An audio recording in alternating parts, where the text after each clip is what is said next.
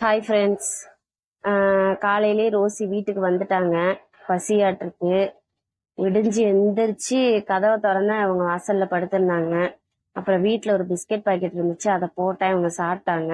அப்புறம் மதியானம் 1 மணி இருக்கும். சரி, குட்டீஸ் என்ன பண்றாங்கன்னு தெரியல, போய் ஒரு எட்டு பார்த்துட்டு வந்துடலான்ட்டு போனேன். பார்த்தா தாயும் குட்டீஸும் விளையாண்டுட்டு இருந்தாங்க. அப்புறம் வீட்டுல ஒரு பாக்கெட் கருவாடு, சின்ன கருவாடு பாக்கெட் இருந்துச்சு. அதை எடுத்துட்டு போய் வச்சேன்னா அவங்க 2 பேரும் சாப்பிட்டுக்கிட்டு, இவங்க தாய் வந்து ஓடுறதுலயே தான் குறியா இருக்கிறாங்க. எங்க போறாங்கன்னே தெரியல. அப்புறம் இவங்க விளையாண்டுகிட்டு இருந்தாங்களா. ரொம்ப நேரம் உட்காந்து கூப்பிட்டுக்கிட்டே இருந்தாங்க. இவங்க இங்கதாங்க ஷெட்டு ஒண்ணு இருக்குது. இங்க ஒரு பெரிய ஷெட்டு மாதிரி இருக்கும். கார்ல இந்த ஷெட்டு தாங்க. அந்த ஆட்டோக்கு பக்கத்துல இருக்கிற கூண்டுல தான் அவங்க எப்போதும், கூண்டுக்கு பக்கத்துல ஒரு சின்ன இடம் மாதிரி அங்கதான் இருந்துச்சு. ஆல்ரெடி இந்த ரோசியோட இவங்க ஆல்ரெடி ஏற்கனவே ஒரு டைம் குட்டி போட்டிருந்தாங்க. குட்டி போட்டு அது கொஞ்சம் நல்லா பெருசாவே வளர்ந்துருச்சு.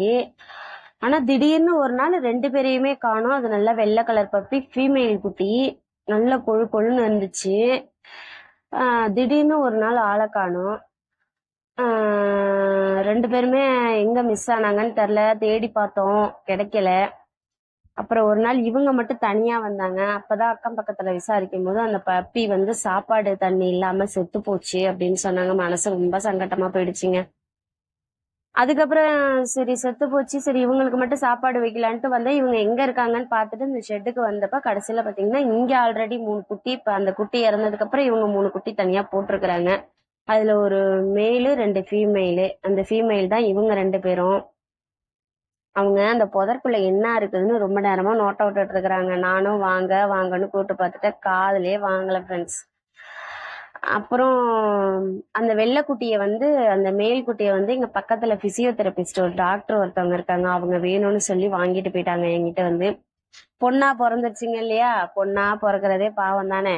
அது 6 அறிவு மனுஷனா இருந்தாலும் 5 அறிவு ஜீவியா இருந்தாலும் பொண்ணா பிறந்துட்டா பாவம்.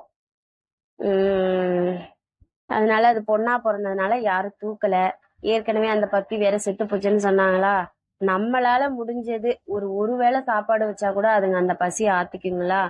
அதனால நான் தான் இப்ப டெய்லி இதுங்களுக்கு சாப்பாடு வச்சுக்கிட்டு இருக்கிறேன். இதுங்களுக்கு பேர் வச்சா ஆனா கூப்பிட்டா காதுல வாங்க மாட்டேங்கிறாங்க. இந்த சிகப்பா இருக்கிறவங்க பேரு லக்ஷ்மி, அந்த சிறுத்தை குட்டி பேரு மீனாட்சின்னு வச்சிருந்தேன்.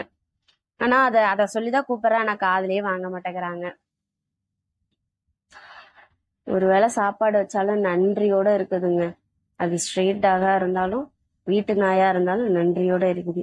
உங்களுக்கு இந்த வீடியோ பிடிச்சிருந்ததுன்னா என் சேனலை சப்ஸ்கிரைப் பண்ணி லைக் அண்ட் ஷேர் பண்ணிடுங்க. Thank you friends.